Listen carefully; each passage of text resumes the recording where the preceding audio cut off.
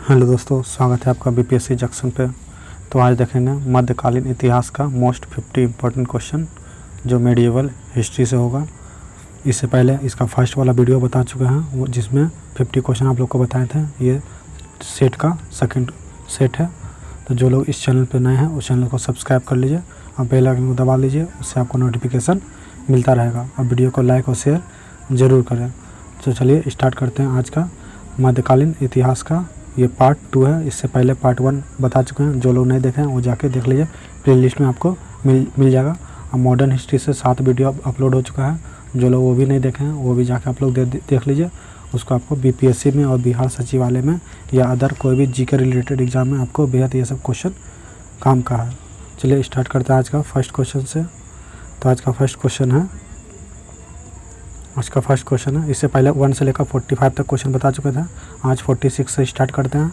आज का first question है कि बाबर ने अपने बाबरनामा में किस हिंदू राज्य का उल्लेख किया था। तो बाबर ने बाबरनामा में जो बाबर द्वारा लिखा गया था बाबरनामा, ये किस हिंदू राज्य का उल्लेख किया गया था। इसमें ऑप्शन है उड़ीसा, गुजरात, मेवाड़, कश्मीर। तो ये जो इसका उल्लेख किया गया था तो ये मेवाड़ का उल्लेख किया गया था। तो इसका आंसर ऑप्शन सी हो जाएगा, मेवाड़। क्वेश्चन नंबर 47 की ओर चलते हैं। क्वेश्चन नंबर 47 है कि जयपुर के महाराजा सवाई जयसिंह ने कहाँ पर वेधशाला नहीं बनवाई थी।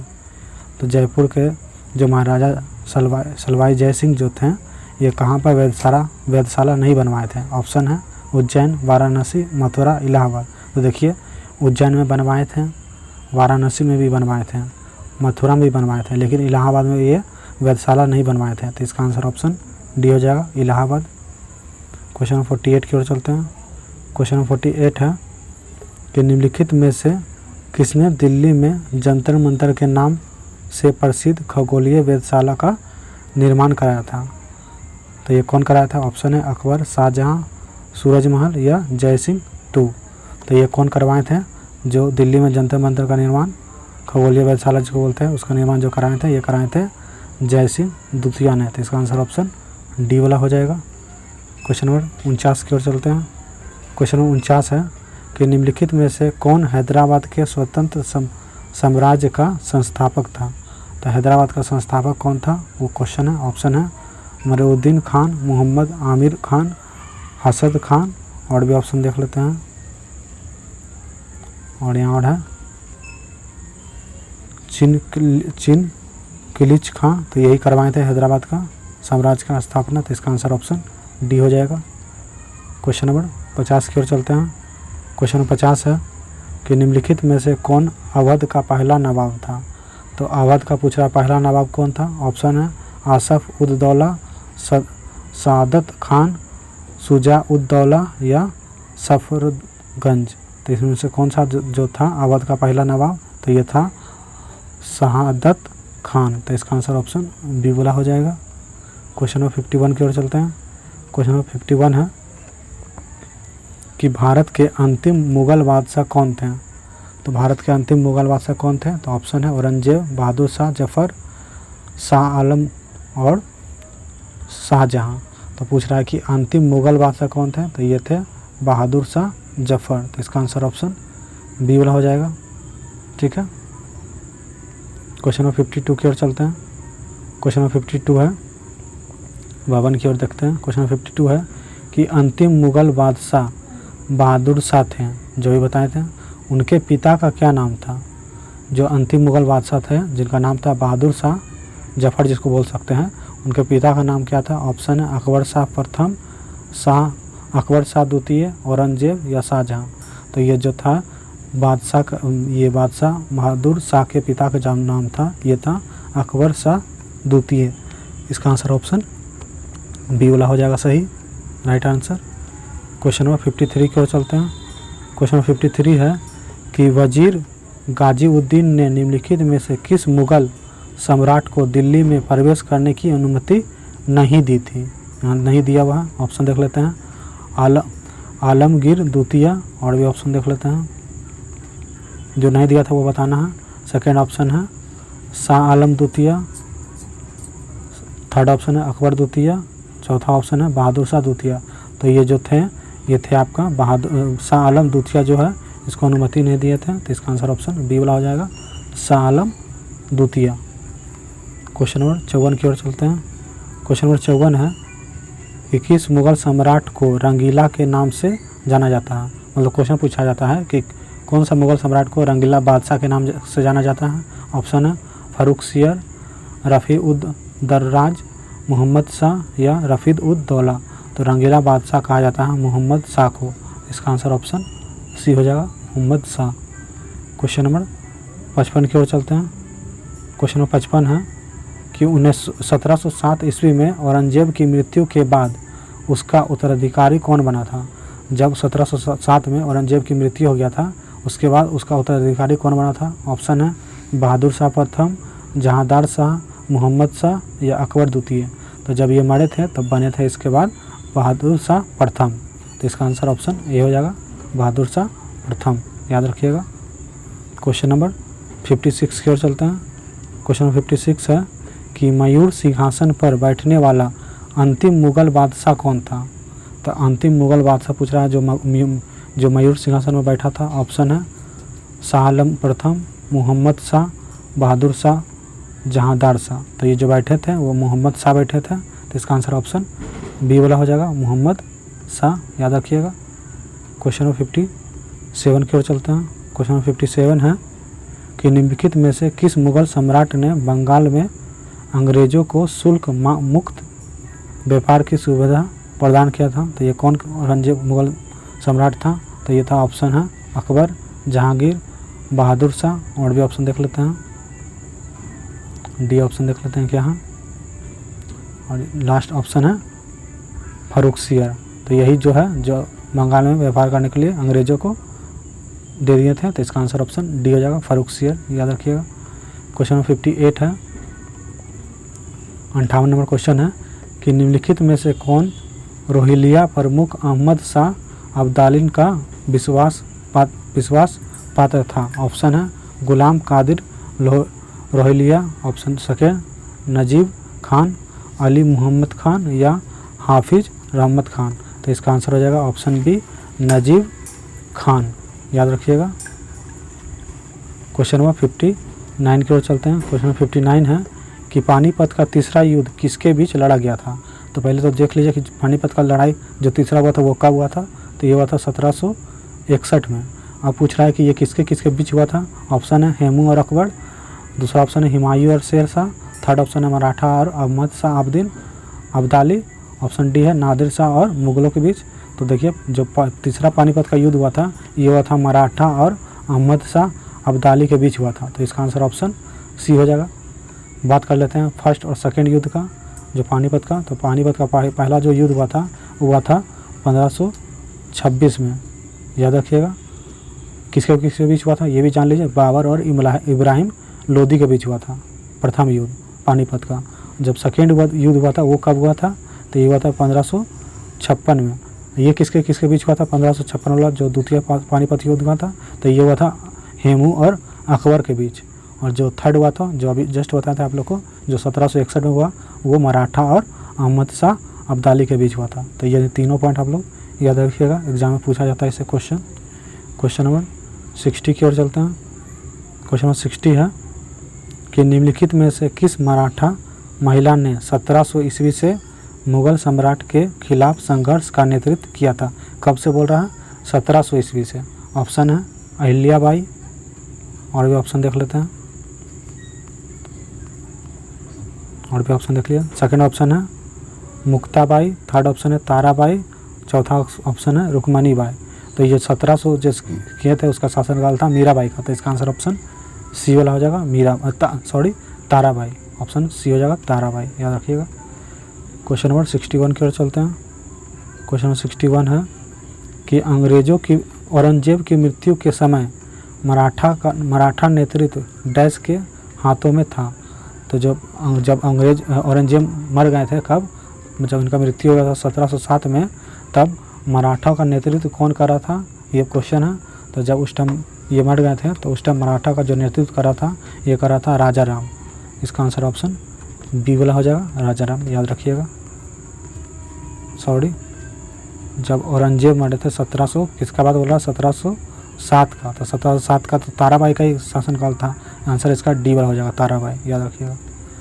क्वेश्चन नंबर 62 की ओर चलते हैं। क्वेश्चन नंबर 62 है कि निम्नलिखित में से किसने संभाजी के बाद मराठा प्रशासनक को सुव्यवस्थित किया था। तो किसके बाद बोल रहा है, संभाजी के बाद। ऑप्शन देख लेते हैं, राजा राम, बालाजी विश्वनाथ, गंगाबाई या नानाजी देशमुख। तो देखिए संभाजी के बाद जो आए थे वो थे राजा राम। तो इसका आंसर ऑप्शन ए वाला हो जाएगा।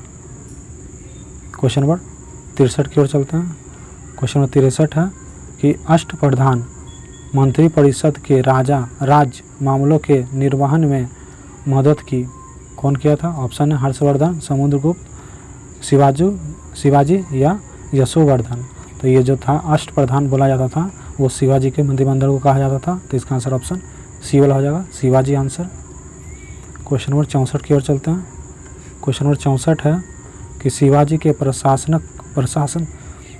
के शासनकाल के दौरान विदेशी मंत्री को किस रूप में जाना जाता था। जब शिवाजी का शासनकाल चल रहा था उस टाइम विदेशी मंत्री को किस नाम से जाना जाता था। ऑप्शन है सुमंत, समात्य। तो इसका आंसर हो जाएगा आपका पहला वाला ही हो जाएगा और ऑप्शन देखने की जरूरत नहीं है, सुमंत ही कहा जाता था। तो इसका आंसर ऑप्शन ए हो जाएगा। क्वेश्चन नंबर 65 की ओर चलते हैं। क्वेश्चन नंबर 65 है, देखिए क्वेश्चन नंबर 65 है कि शिवाजी के गुरु का क्या नाम था। ऑप्शन है रामदास, तुकाराम, वामन पंडित या गंगा भट्ट। तो जो शिवाजी के गुरु का नाम जो था वो रामदास था। तो इसका आंसर ऑप्शन ये हो जाएगा, रामदास। क्वेश्चन नंबर 66 की ओर चलते हैं। क्वेश्चन नंबर 66 है कि सिख साम्राज्य का अंतिम राजा कौन था। किसका बोल रहा है, सिख साम्राज्य का। तो सिख साम्राज्य का जो अंतिम राजा था वो थे दिलीप सिंह।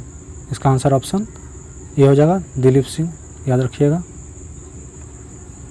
क्वेश्चन नंबर 67 की ओर चलते हैं। क्वेश्चन नंबर 67 है कि बंदा बहादुर का मूल नाम क्या था। बंदा बहादुर का मूल नाम क्या था। ऑप्शन है महेश दास, लक्ष्मण दास, द्वारिका दास या हरनाम दास। तो जो बंदा बहादुर का मूल नाम था वो लक्ष्मण दास था। तो इसका आंसर ऑप्शन बी वाला हो जाएगा। क्वेश्चन नंबर 68 की ओर चलते हैं। क्वेश्चन नंबर 68 है कि निम्नलिखित में से किस स्थान पर एक प्रसिद्ध सिख गुरुद्वारा स्थित है। जो निम्न में से दिया हुआ उसमें से पूछा है कि एक प्रसिद्ध सिख गुरुद्वारा कहाँ स्थित है। ऑप्शन है रूपकुंड, हेमकुंड, ताराकुंड या ब्रह्मकुंड। तो जो ये सिख गुरु का जो गुरुद्वारा वो हेमकुंड में है, निम्न में से बोल रहा था। तो ये हेमकुंड में है जो प्रसिद्ध गुरुद्वारा है। ऑप्शन बी वाला इसका आंसर हो जाएगा। नेक्स्ट क्वेश्चन की ओर चलते हैं। क्वेश्चन नंबर 69 की ओर। क्वेश्चन नंबर 69 है कि किस सिख गुरु ने विद्रोही राजकुमार खुसरो को आश्रय और धन देकर मदद किया था। तो कौन सा सिख गुरु था जो राजकुमार खुसरो को आश्रय देकर और धन देकर मदद किया था। तो ऑप्शन है गुरु हरगोविंद सिंह, गुरु अर्जुन देव या गुरु तेग बहादुर। तो ये जो मदद किया था वो किए थे गुरु अर्जुन देव, जो सिख के 5वें गुरु थे। इसी को जहांगीर ने मरवा दिया था। तो इसका आंसर ऑप्शन सी वाला हो जाएगा, याद रखिएगा। क्वेश्चन नंबर 70 की ओर चलते हैं। क्वेश्चन नंबर 70 है कि भारतीय इतिहास के मध्यकाल के दौरान बंजारे आम तौर पर थे। तो बंजारे जो है वो आमतौर पर क्या थे वो क्वेश्चन है। ऑप्शन है कृषक, योद्धा, बुनकर या व्यापारी। तो मध्यकालीन का बात बोल रहा है कि जो बंजारे थे वो क्या थे, तो वो एक व्यापारी थे। इसका आंसर ऑप्शन डी हो जाएगा। क्वेश्चन नंबर 71 की ओर चलते हैं। क्वेश्चन नंबर 71 है कि मुगल काल के दौरान मुअल्लिम जो था वो क्या था। मुगल काल के दौरान ऑप्शन है एक कर था, एक प्रशासनिक इकाई था, एक शासक था या भारतीय व्यापार जहाज़ों पर एक कर्मचारी था। तो ये जो मुअल्लिम जो था वो एक प्रशासनिक इकाई था। तो इसका आंसर ऑप्शन बी वाला हो जाएगा। क्वेश्चन नंबर 72 की ओर चलते हैं। क्वेश्चन नंबर 72 है कि निम्नलिखित में से किस इमारत को शाह ए फतेहपुर के नाम से जाना जाता है। तो कौन सा इमारत है जिसको शाह ए फतेहपुर के नाम से जाना जाता है। ऑप्शन है बुलंद दरवाज़ा, तुर्की सुल्तान का महल, जामा मस्जिद या शाहजादी अंबरे का महल। तो ये जो शाह ए फतेहपुर के नाम से जाना जाता है वो कहा जाता है उसको जामा मस्जिद को नाम से जाना जाता है इसको। इसका आंसर ऑप्शन सी हो जाएगा, जामा मस्जिद। क्वेश्चन नंबर 71 की ओर चलते हैं। क्वेश्चन नंबर 73 की ओर चलते हैं। निम्नलिखित में से कौन सा सही सुमेलित है? तो सही वाला बताना है कौन सा सही है, और इसका देख लेते हैं ऑप्शन क्या क्या है। देखिए यहाँ से जो ऑप्शन है उसको देख लेते हैं पूरा। तो देखिए ऑप्शन है सबका। तो देखिए इसमें से देखिए दिल्ली वाला है ना, दिल्ली अब्दुल रहीम खाने खाना का मकबरा है। तो ये सही है कि दिल्ली में जो है अब्दुल रहीम खाने खाना का मकबरा है। बाकी तीनों जो ऑप्शन है ABC वो गलत दिया हुआ है। इसका आंसर सही वाला बोला था तो दिल्ली वाला हो जाएगा आंसर सही। क्वेश्चन नंबर 74 बताने से पहले आप लोग को बता दें कि इस चैनल पे डेली करंट अफेयर्स का वीडियो अपलोड होता है। तो जो लोग करंट का तैयारी करना चाहते हैं इस चैनल के माध्यम से आप लोग कर सकते हैं। और जो लोग चैनल पर नए हैं चैनल को सब्सक्राइब कर लीजिए, वीडियो को लाइक और शेयर जरूर करें और बेल आइकन को दबा लीजिए, उससे आपको नोटिफिकेशन मिलता रहेगा। चलिए 74 नंबर क्वेश्चन चलते हैं।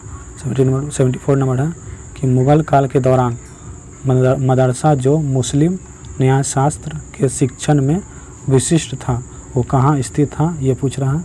मुग़ल काल के दौरान जो मदरसा था जिसको मुस्लिम न्यायशास्त्र के शिक्षण में विशिष्टता थी वो कहाँ है, ये पूछ रहा है। ऑप्शन है लखनऊ, दिल्ली, सियालकोट या हैदराबाद। तो ये जो है वो लखनऊ में था। इसका आंसर ऑप्शन ये हो जाएगा लखनऊ। क्वेश्चन नंबर 75 की ओर चलते हैं। क्वेश्चन नंबर 75 है कि अता अली खान किसके नाम से पुकारा जाता था? अता अली खान को किसके नाम से पुकारा जाता था? ऑप्शन है अब्दुल फजल, अब्दुल फैजिक, टोडरमल या तानसेन। तो ये तानसेन को पुकारा जाता था। तो इसका आंसर ऑप्शन डी वाला हो जाएगा। क्वेश्चन नंबर 76 की ओर चलते हैं। क्वेश्चन नंबर 76 है कि निम्नलिखित में से कौन सही सुमेलित नहीं है? यहाँ गलत वाला बताना। तो देख लेते हैं पहले कौन कौन सुमेलित है। तो देखिए बाबर खानवा की लड़ाई, सेकंड में दिया हुआ हुमायूं चौसा की लड़ाई, अकबर हल्दी घाटी की लड़ाई, जहांगीर बल्ख की लड़ाई। तो गलत वाला बताना था तो ये गलत हो जाएगा। जहांगीर बल्ख खां की लड़ाई से संबंधित नहीं थे। बाकी बाबर जो था वो खानवा की लड़ाई से संबंधित था। खानवा का युद्ध कब हुआ था? वो याद रखिए 1527 में हुआ था। हुमायूं जो चौसा का युद्ध, ये भी सही है। चौसा का युद्ध कब हुआ था? तो 1539 में हुआ था, ये भी याद रखिएगा। जो हुमायूं और शेरशाह के बीच हुआ था। बात कर लेते हैं अकबर जो हल्दी घाटी पे युद्ध, ये भी सही है। ये कब हुआ था? तो ये हुआ था 1576 में। ये तीनों डेट याद रखिएगा आप लोग। क्वेश्चन नंबर 77 की ओर चलते हैं। क्वेश्चन नंबर 77 है कि निम्नलिखित में से कौन सी जोड़ी मुग़ल और मराठा काल और उसके वर्ष के दौरान की लड़ाई सही सुमेलित है? तो सही वाला बताना है। ऑप्शन है चौसा की लड़ाई, अभी जस्ट बताए थे। चौसा की लड़ाई कब हुआ था? तो 1539 में हुआ था। तो ये तो गलत हो जाएगा। सही वाला हम लोग बताना था कन्नौज का लड़ाई। तो कन्नौज का लड़ाई 1539 नहीं 1540 में हुआ था, जिसको 1539 में हुआ था। जो इसके संबंधित कौन थे? तो ये हुमायूं और शेरशाह के बीच हुआ था। उसके बाद थर्ड देख लेते हैं हल्दी घाटी की लड़ाई जो कि 1576 में हुआ था। तो ये सही है, सही वाला ही बताना था।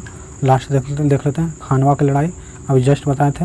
खानवा की लड़ाई हुआ था 1527 में, याद रखिएगा। तीनों डेट सही वाला क्या आंसर हो जाएगा? हल्दी घाटी की लड़ाई 1576 में हुआ था, ये बिल्कुल सही है।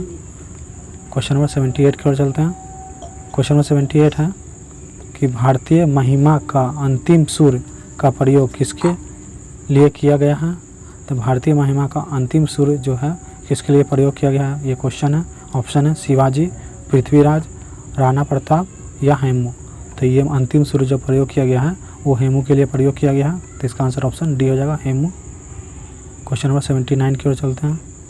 क्वेश्चन नंबर 79 है कि कवि हृदय राजा जिन्होंने नगरी दास के नाम से भगवान कृष्ण के लिए स्तुति श्लोक लिखे थे, वो कौन थे? ऑप्शन है राजा उम्मेद सिंह, और ऑप्शन देख लेते हैं इसका,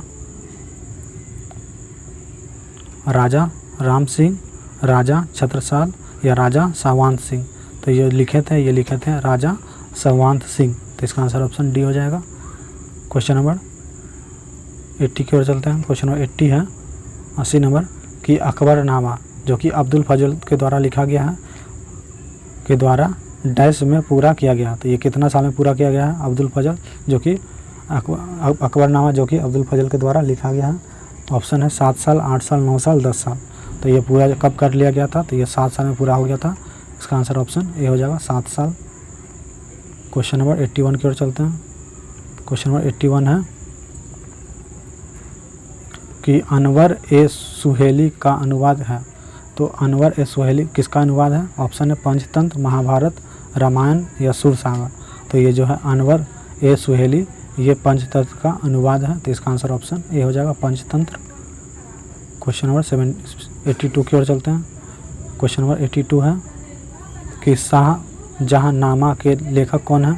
ऑप्शन है गुलाम गुलबदन बेगम, शाहजहां, अब्दुल हमीद लाहौरी या इनायत खान। तो इसके लेखक पूछ रहा कौन है? तो ये है इनायत खान है इसका आंसर। इसका आंसर ऑप्शन डी हो जाएगा इनायत खान। क्वेश्चन नंबर 83 की ओर चलते हैं। क्वेश्चन नंबर 83 है कि निम्नलिखित में से किस मुस्लिम विद्वान का हिंदी साहित्य में सर्वाधिक महत्वपूर्ण योगदान था? वो कौन सा मुस्लिम विद्वान था जिसको हिंदी साहित्य में सर्वाधिक योगदान था? ऑप्शन है अब्दुल फजल फैजिक, अब्दुल रहीम खाने खाना या अब्दुल कादिर बदौनी। तो ये सबसे जो योगदान था सर्वाधिक ये था अब्दुल रहीम खाने खाना का। तो इसका आंसर ऑप्शन सी वाला हो जाएगा। क्वेश्चन नंबर 84 की ओर चलते हैं। क्वेश्चन नंबर 84 है कि निम्नलिखित में से किसने हितोपदेश का फारसी में अनुवाद कराया था? तो हितोपदेश का फारसी में किसने अनुवाद कराया था? ऑप्शन है दारा सिकोड़, फैजिक या अब्दुल कादिर बदौनी या ताजुक मलिक। तो ये जो फारसी में अनुवाद कराए थे ये कराए थे ताजुल मलिक ने। तो इसका आंसर ऑप्शन डी वाला हो जाएगा ताजुक मलिक। क्वेश्चन नंबर 50 की ओर चलते हैं। क्वेश्चन नंबर 85 है कि निम्नलिखित में से किसने मुग़ल काल में ऐतिहासिक अभिलेख लिखे थे? तो मुग़ल काल में कौन था जो ऐतिहासिक अभिलेख लिखा था? ऑप्शन है गुलबदन बेगम, नूरजहां बेगम, जहां आरा बेगम या जेबुनिसा बेगम। तो ये जो लिखे थे ऐतिहासिक अभिलेख वो लिखे थे गुलबदन बेगम। तो इसका आंसर ऑप्शन ए हो जाएगा गुलबदन बेगम। क्वेश्चन नंबर 86 की ओर चलते हैं। क्वेश्चन नंबर 86 है कि निम्नलिखित में से शिक्षा केंद्र जो मदरसा ए बेगम के नाम से जाना जाता था इसकी स्थापना किसके द्वारा किया गया था? ऑप्शन है गुलबदन बेगम, मोहम्मद नागन या ऑप्शन है जिया उनिसा या नीरत उनिसा। तो ये महम और गान के द्वारा लिखा गया था। तो इसका आंसर ऑप्शन बी हो जाएगा। क्वेश्चन नंबर 87 की ओर चलते हैं। क्वेश्चन नंबर 87 है कि निम्नलिखित में से किस मुग़ल शासक ने लाला कलावत से हिंदू संगीत सीखा था? तो ये कौन सीखा था? मुग़ल शासक कौन था जिसने लाला कलावत से हिंदू संगीत सीखा था? तो ऑप्शन है हुमायूं, जहांगीर, अकबर, जहांगीर। तो ये शाहजहां। तो ये सीखा था अकबर ने सीखा था। तो इसका आंसर ऑप्शन सी वाला हो जाएगा। देख लीजिए। तो इसका आंसर आपका अकबर हो जाएगा। इसका आंसर अकबर हो जाएगा। टिक आउट कर देते हैं। क्वेश्चन नंबर 88 की ओर चलते हैं। क्वेश्चन नंबर 88 है कि तानसेन का मूल नाम क्या था? तो तानसेन का मूल नाम था ऑप्शन है करमचंद पांडे, रामतनु पांडे, लाला कलावती या बाज बहादुर। तो जो तानसेन है उनका मूल नाम जो था वो राम तनु पांडे था। तो आंसर इसका बी वाला हो जाएगा। क्वेश्चन नंबर 89 की ओर चलते हैं। क्वेश्चन नंबर 89 है कि तानसेन का मकबरा कहाँ स्थित है? ऑप्शन है आगरा, ग्वालियर, झांसी, जयपुर। तो जो तानसेन का मकबरा है वो ग्वालियर में स्थित है। तो इसका आंसर ऑप्शन बी हो जाएगा। आज का लास्ट क्वेश्चन 90 नंबर उसको देख लेते हैं कि निम्नलिखित में से किस वाद्य यंत्र में औरंगजेब को महारत हासिल थी? तो औरंगजेब जो है वो कौन वाद्य यंत्र से ज़्यादा महारत हासिल किए हुए थे? ऑप्शन है सितार, पखावजी, तबला या बीना।